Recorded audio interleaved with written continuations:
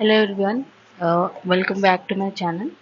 So let us discuss about the disadvantages of the conventional contrast media.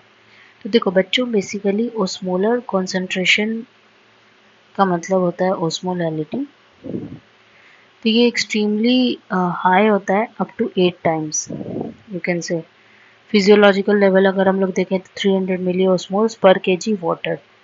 Osmolar challenge हर एक cell का होता है, टिश्यू का होता है, फ्लूइड जितने भी बॉडी में फ्लूइड है सबका होता है खुद का ऑस्मोलर चैनल। मतलब कहने का मतलब है कि उसका एक पर्टिकुलर ऑस्मोटिक पोटेंशियल होगा जिस रेट से वो पानी को खींचेगा, उसी को हम लोग ऑस्मोटिक पोटेंशियल कहते हैं। बहुत ज़्यादा ऑस्मोलैरिटी रहेगी वो किस रीज़न के कारण होती है? Because of non radio active cations. और ये जो है सोडियम या मेग्लोबाइन का बना हुआ होता है, exert करता है as great as an osmolar load as to be radioactive enhanced. The cation is merely a carrier and serves no radiological function.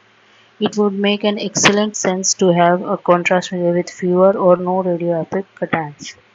Osmolarity dependent होता है number of particle of solute पे in the solution, और radio opacity जो होती है वो dependent होती है आयोडीन के कॉन्सेंट्रेशन के ऊपर। इसीलिए ये डिपेंडेंट होती है on the number of iodine atoms in each molecule of the contrast medium. ज़्यादा रेडियो ऑपेसिटी और कम ऑस्मोलैरिटी ये डिज़ायरेबल रिक्वायरमेंट है। जो रेशियो है number of iodine atoms per molecule का to the number of particles per molecule of solute in solution, ये fundamental criteria है। आयोडीन पार्टिकल रेशियो हर एक कन्वेंशनल हाई कॉन्ट्रास्ट ओस्मोलर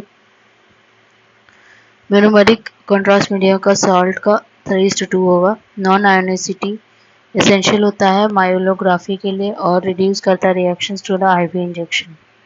दो बेंजीन रिंग है, each with 3 iodine atoms are linked by the bridge to form a large compound called हेक्साब्रिक्स।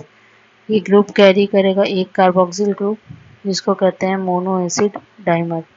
Iodine particle ratio उसका 6:2 होगा।